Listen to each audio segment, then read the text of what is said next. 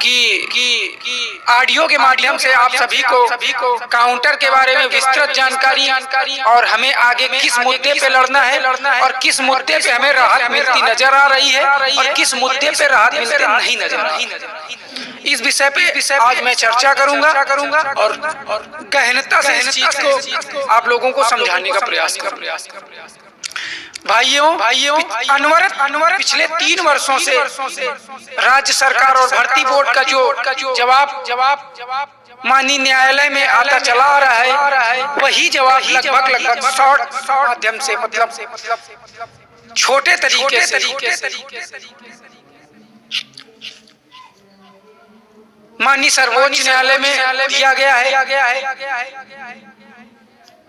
और कहीं ना कहीं तक पुलिस भर्ती बोर्ड के चेयरमैन माननीय श्री राजकुमार विश्वकर्मा जी ने अपना पल्ला झाड़ा और उन्होंने पूरी भर्ती प्रक्रिया को किस तरह पूरी की गई, किस चीज को दिखाया है और जो मेन बात माननीय न्यायालय द्वारा पूछी गई राज्य सरकार भर्ती बोर्ड और अन्य पुलिस महकमे के आला संस्थाओं से वो जवाब अभी तक नहीं आया है और शायद ये जवाब है भी नहीं। आप लोगों को मैंने पहले भी बताया था कि उनके पास कोई उचित जवाब मेरे भाई उचित जवाब नहीं है तो लड़ाई इतनी आसान भी नहीं है, ये बात आप लोग जान लो। अब आते हैं मुद्दे की। पुलिस हेडक्वार्टर द्वारा जो जवाब आया है उसमें से 15 मई सन 2018 को जो रिजल्ट आया उसके बाद तत्काल प्रभाव में 2 दिन बाद नोटिस लगाया गया रिजल्ट को संशोधित करने के लिए और 21 मई को 33,337 पदों का परिणाम जारी किया गया जिसमें 23,200 सिविल पुलिस और 4350 पीएसी की सीटों को भरने का आदेश हुआ सरकार के द्वारा कि इतनी सीटों पे भर्ती हो रही है और चयनित हो रहे हैं और 5800 महिलाओं में 13 महिलाओं को छोड़ के रिजल्ट जारी किया। इसके बाद 1366 सामान्य वर्ग के अभ्यर्थियों की सीटें और 13 एससी महिलाओं की सीटों को भर्ती बोर्ड द्वारा रिजर्व रखा गया जिसका परिणाम 7 सितंबर सन 2018 को जारी हुआ और अंतिम चयन परिणाम 19 सन 2019 को जारी हुआ। और देखा जाए तो पहली बार जो हमारा रिजल्ट भर्ती बोर्ड से जारी किया गया वो आधा अधूरा भर्ती प्रक्रिया हमारी 19 सन 2019 को पूरी हुई। लेकिन राजकुमार विश्वकर्मा जी के द्वारा जो जवाब आया है 17 अक्टूबर सन 2018 को 2846 सीटें और बाकी अन्य पीएसी की सीटें 147 छोड़ 30 अक्टूबर सन 2018 को कैरी। भाइयों राज्य सरकार का ओवरऑल पुलिस भर्ती के लिए 2015 के लिए यही जवाब है। बाकी 2018 भर्ती 2018 बी भर्ती और जेल वार्डन भी दिखाया गया और जो नया टेंडर जारी किया है उसको भी दिखाया गया। मतलब ये प्रयास किया गया है कि ऑलरेडी अनवरत भर्तियां उत्तर प्रदेश में हो रही हैं तो उससे हमारा कोई लेना देना नहीं है। आते हैं अपनी भर्ती पे। अब जो माननीय सर्वोच्च न्यायालय द्वारा निर्धारित कटऑफ की आखिरकार मेडिकल परीक्षण, डॉक्यूमेंट्स वेरिफिकेशन और कैरेक्टर वेरिफिकेशन में जो सीटें खाली हो रही हैं इसका मूलभूत कारण क्या, विशेष कारण क्या है कि ये सीटें खाली हो रही हैं? निर्धारित कटऑफ आपने क्या लगा उसका कोई जवाब और कहीं ना कहीं भर्ती बोर्ड ने ये त्रुटि कर दी है कि आप अगर निर्धारित कटऑफ किस डेट को बताएंगे या फिर आप कैरी फॉरवर्ड 17 अक्टूबर और 30 अक्टूबर को किए हो तो 33,337 पदों का ही परिणाम आपने जारी किया, यानी कि रिजल्ट आपने आधा अधूरा ही जारी। इसके बाद 19/1/2018 को पीएससी की 1366 सीटों का सामान्य वर्ग की और 13 SC महिलाओं का अंतिम चयन परिणाम जारी। तो सबसे पहला बेस हमारा न्यायालय में यही रहेगा कि सीटों को कैरी फॉरवर्ड किस बेस पे नहीं किया गया है, गुमराह किया जा रहा है, ये सिद्ध करना। और दूसरी चीज कि किस बेस पे हमें ये सीटें दी जाए।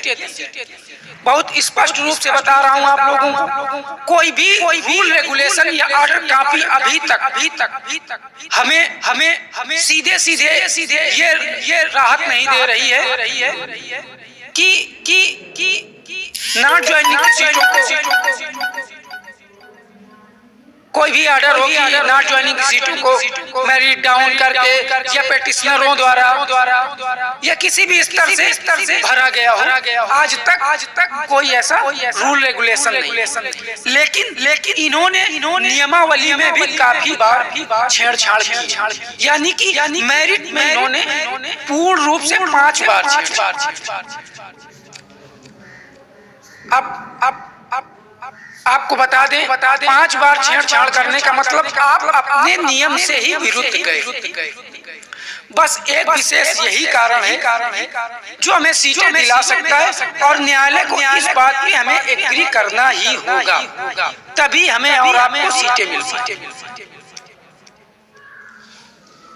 इसके अलावा हमारे पास दूसरा कोई चारा नहीं है कि हम न्यायालय को बाध्य कर सकते कि ये नॉट ज्वाइनिंग की सीटें हमको दी जाए। इन्होंने मेरिट को 5 बार अप डाउन किया है और मोटा मैं आपको बता दे रहा हूँ। पहली बार 21 मई, दूसरी बार 7 सितंबर, तीसरी बार 19/1/2018 को। इसके बाद दो ऐसे डेटे हैं। एक बार हो गई SC महिलाओं की, एक डेट का जिक्र मैं ऑडियो में नहीं करना चाहूँगा क्योंकि वो विशेष और महत्वपूर्ण वो डेट है जो हमें राहत दिला सकती है। आपको उस डेट के बारे में न बता के मैं कोई गलत कार्य नहीं कर रहा हूँ, लेकिन हर एक चीज की एक गोपनीयता होती है और शायद यही मुद्दा रहेगा जो हमें आपको राहत दिलवा सकता है।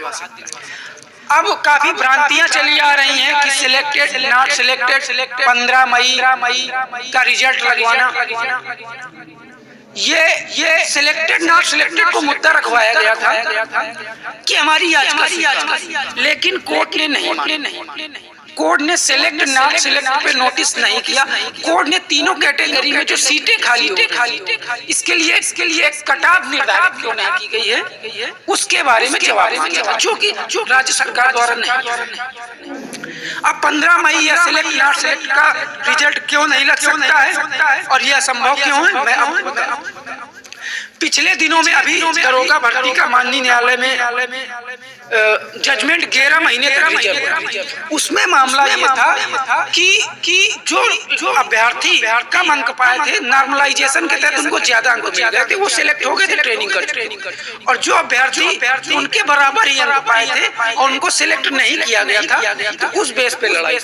तो मेरे भाई मैं बता दूं, अगर 15 मई का रिजल्ट या सिलेक्ट नॉट सिलेक्ट पे न्यायालय एग्री होता है तो नहीं होगा, तो होता भी है तो उस विषय पे बता रहा हूँ मैं आपको। होता है तो पूरी भर्ती पे प्रभाव पड़ेगा। आप जानते हैं कुछ लोगों की 15 मई के रिजल्ट में रैंक क्लियर हो गई और कुछ का DVPST नहीं हुआ और कुछ का DVPST हो गया। तो अगर रैंक में उलटफेर होगा तो पिछली रैंकों में भी उलटफेर होगा। तो ये कभी नहीं हो सकता, क्योंकि दरोगा भर्ती में आप देख रहे हैं न्यायालय ने जिसकी जो रैंक है उसको देते हुए उसको फिर से नौकरी में जाने के लिए आदेश कर दिया। तो ओवरऑल 15 मई का रिजल्ट और सिलेक्टेड नॉट सिलेक्टेड हमारी भर्ती में कोई मुद्दा ही नहीं बनता है। मुद्दा है तो सिर्फ आपने 5 बार मेरिट को अप डाउन किया है, आपने अपना रूल खुद तोड़ा है। उस बेस पे अगर न्यायालय एग्री होता है तो हमें राहत मिलेगी, नहीं तो सीधा सीधा कोई रूल रेगुलेशन ऐसा नहीं है कि हमारे नियमावली को अल्ट्रा वायरस घोषित करें। आप समझदार हैं, बहुत स्पष्ट रूप में बता रहा हूँ। और एक चीज और जान लीजिए आप लोग कि अगर इन्होंने 5 बार मेरिट अप डाउन किया है तो एक बार तो इन्होंने त्रुटि बस दिखा, कई बार ये त्रुटि बस दिखा सकते हैं कि ये लेकिन इन्होंने नियमावली में कहीं नहीं लिखा कि अगर हमसे रिजल्ट में कहीं गलती होती है तो हम संशोधित रिजल्ट जारी करें। और 15 मई का रिजल्ट भी नहीं माना जाएगा, मैंने आपको उसको बता दिया। तो ओवरऑल इस भर्ती की कंडीशन ये है कि हमको मेरिट अप डाउन पे बहस करवानी कि मेरिट हमारी अप डाउन हुई, 5 बार अप डाउन हुई, पूरा लेखा जोखा विधिवत हम लोगों के पास रखा है, इस पे तैयारी भी चल रही है। और सभी भाइयों से मैं ये अनुरोध करना चाहूंगा कि थोड़ा सा धैर्य बना के रखिए। मैं ईश्वर तो नहीं हूं, लेकिन प्रयास पूरा करूंगा नौकरी मिले, क्योंकि मेरा भी भविष्य इसमें। और खासकर उन अभ्यर्थियों से निवेदन है कि कभी भी या भविष्य में बीते हुए कल में कोई भी आपका फीस का मामला हो तो आप अपने स्वयं निर्णय लेके उसको कर सकते हैं। हमको बीच में इंटरफेयर करने के लिए मत लाइएगा, ना ही मैं आया हूँ ना ही आऊँ। सब लोग स्वतंत्र हैं, अपने हिसाब से कार्य करें, ठीक है। लेकिन हमारी लड़ाई राज्य सरकार से है, ना कि किसी अन्य से। और जो भी ये अराजकता हुई, ये सब हुआ, इसके लिए मैं खुद सक्षम हूँ, अपने स्तर से निपट लूंगा। आप बिल्कुल इस मामले के बीच में मत आइए, ना टीका टिप्पणी करिए। आप अपनी नौकरी पे ध्यान दीजिए। हम भी प्रयास कर रहे हैं कि आपको और हमें नौकरी। तो पूरी कंडीशंस बता दी कि राज्य सरकार द्वारा सीटों को कैरी फॉरवर्ड दिखाया गया है और किस बेस पे हमें सीटें मिलती हैं। इन सब चीजों को मैंने बता दिया है। अब न्यायालय को निर्णय देना है, हम अपना पूरा प्रयास करेंगे और बेहतर से बेहतर अधिवक्ता खड़ा करने का प्रयास किया जाएगा मेरी तरफ से। और बाकी हरी इच्छा है, आप सब समझदार हैं, आप सबको क्या करना है। धन्यवाद।